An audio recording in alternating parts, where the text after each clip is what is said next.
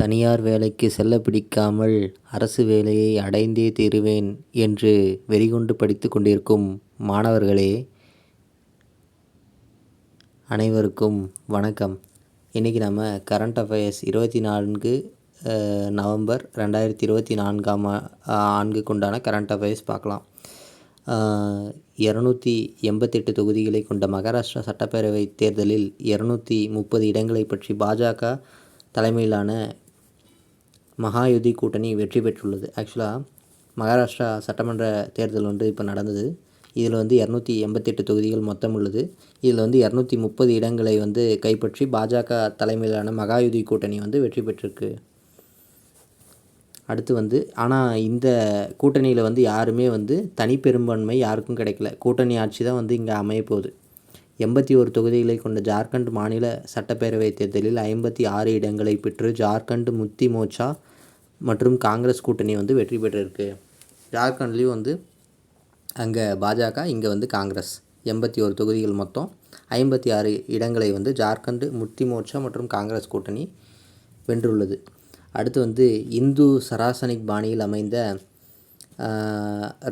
Ribbon மாளிகையில் உலக பாரம்பரிய வாரத்தை முன்னிட்டு மரபு நடைப்பயணம் போகிறாங்க. ஆக்சுவலாக நவம்பர் 19, நவம்பர் 25 இந்த ஒரு வாரம், நவம்பர் 19 முதல் நவம்பர் 25 இதுதான் உலக பாரம்பரிய வாரம் அப்படின்னு சொல்கிறாங்க.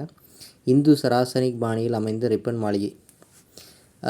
இது இந்து சராசனிக் பாணி அப்படின்னா இது ஒரு ஆர்கிடெக்சர்.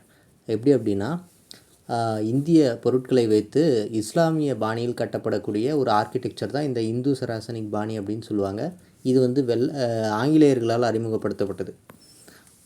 இது இந்த ஹைலைட்டட் பாயிண்ட்ஸ் தான் ரொம்ப முக்கியம். இதை மட்டும் பார்த்துக்கோங்க. 1995 முதல் தற்போது வரை கடன் சுமை மற்றும் பல்வேறு காரணங்களால் நாடு முழுவதும் 4 லட்சம் விவசாயிகள் தற்கொலை செய்து கொண்டுள்ளனர் என்று உச்சநீதிமன்றத்தின் உயர்நிலைக்குழு இடைக்கால அறிக்கை சமர்ப்பித்துள்ளது. ஆக்சுவலாக 1995 முதல் தற்போது வரை கடன் சுமை மற்றும் பல்வேறு காரணங்களால் கிட்டத்தட்ட 4 லட்சம் விவசாயிகள் செத்துருக்காங்க, தற்கொலையே பண்ணியிருக்காங்க. இது சாதாரணமான ஒரு விஷயம் இல்லை. ஆக்சுவலாக என்ன விஷயம் அப்படின்னா, பசுமை புரட்சி காரணமாக உயர் லாபத்தை பெற்று வந்த விவசாயிகள் ஆரம்பத்தில் பசுமை புரட்சி 1968 உங்களுக்கு தெரியும்.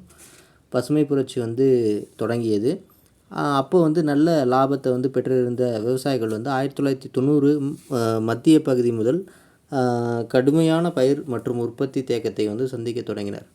பயிர் உற்பத்தி விளைச்சல் ரொம்ப குறைஞ்சிருச்சு. 1990 பாதியிலிருந்து இந்த மாதிரியான உற்பத்தி விளைச்சல் ரொம்ப குறைஞ்சிருச்சு. ஸோ அடுத்து விளைச்சல் பொருள்களுக்கு போதிய சந்தை நடைமுறை இல்லாதது, உற்பத்தி முதலீடு உயர்வு, உரங்கள் உள்ளிட்ட பொருள்களின் விலை உயர்வு, பருவநிலை மாற்றம், விவசாய தொழிலாளர் பற்றாக்குறை போன்ற பல்வேறு காரணங்களால் இந்த தற்கொலைகள் நிகழ்ந்துள்ளது. ஆக்சுவலாக விளைச்சல் பொருள்களுக்கு போதிய சந்தை நடைமுறை இல்லை.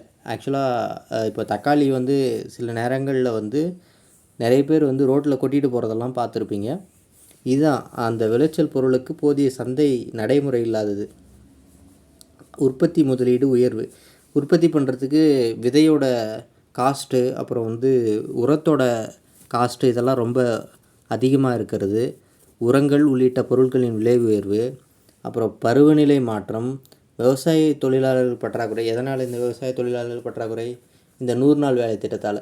உங்களுக்கு எல்லாருக்குமே தெரியும், கிராமப்பகுதியில் இருந்தீங்கன்னா உங்களுக்கு தெரியும் கண்டிப்பாக. குறைந்தபட்ச ஆதரவு விலைக்கு சட்டப்பூர்வ அந்தஸ்து மற்றும் பல்வேறு கோரிக்கைகளை வைத்து தில்லியில் விவசாயிகள் போராடினர். இதை அடுத்து உச்சநீதிமன்றத்தின் உயர்நிலைக்குழு அமைக்கப்பட்டது. இந்த உயர்நிலைக்குழு தான் இந்த அறிக்கையை சமர்ப்பிச்சிருக்காங்க. குறைந்தபட்ச ஆதரவு விலை அப்படின்னா உங்களுக்கு தெரியும். இதுக்கு சட்டப்பூர்வ அந்தஸ்து கொடுக்கணும் அப்படின்றதுக்காக டெல்லியில் விவசாயிகள் போராடினாங்க போன வருஷம், உங்களுக்கு தெரியும். அந்த போராட்டத்தை அடுத்து தான் இந்த ஒரு உச்சநீதிமன்றம் உயர்நிலைக்குழு அப்படின்னு சொல்லிட்டு ஒன்று ஆரம்பித்து இந்த பல ஆய்வுகளை செஞ்சு, இந்தியா முழுவதும் பல ஆய்வுகள், விவசாயிகள் குடும்பத்துக்கிட்ட ஆய்வுகள் செஞ்சு இந்த அறிக்கையை சமர்ப்பிச்சிருக்காங்க. என்ன அறிக்கை? நம்ம முன்னாடி பார்த்தோமா, 1995 முதல் கடன் சுமை மற்றும் பல்வேறு காரணங்களால் நாடு முழுவதும் 4 லட்சம் விவசாயிகள் தற்கொலை செய்துள்ளனர் அப்படின்ற ஒரு அறிக்கை வந்து இந்த உச்சநீதிமன்றத்தின் உயர்நிலைக்குழு தயார் செஞ்சு சமர்ப்பிச்சிருக்காங்க. இடைக்கால அறிக்கையாக வெளியிட்டிருக்காங்க. அதுதான் இது காரணம் பாருங்கள், பல்வேறு காரணங்கள் இருக்குது. விளைச்சல் பொருளுக்கு போதிய சந்தை மதிப்பு இல்லை, தொழிலாளர் பற்றாக்குறை, பருவநிலை மாற்றம், பல்வேறு காரணங்கள். அந்த குறைந்தபட்ச ஆதரவு விலை அப்படின்னா அதுக்கு சட்டப்பூர்வ அந்தஸ்து அளிக்கணும் அப்படின்றது தான் வந்து முக்கியமான கோரிக்கையாக முன்ன விவசாயிகள் போராட்டத்தில் இருந்தது. இது என்ன அப்படின்னு நம்ம பார்த்தோம்னா, ஒரு 10 ரூபா விளைச்சல் பொருளுக்கு ஒரு 10 ரூபா வந்து குறைந்தபட்ச ஆதரவு விலையாக இருக்குது அப்படின்னா, அரசு வந்து அது என்ன தான் வந்து 8 ரூபா 7 ரூபான்னு குறைஞ்சாலையும் அந்த 10 ரூபாய்க்கே வந்து அரசு வந்து கொள்முதல் பண்ணிக்கும்.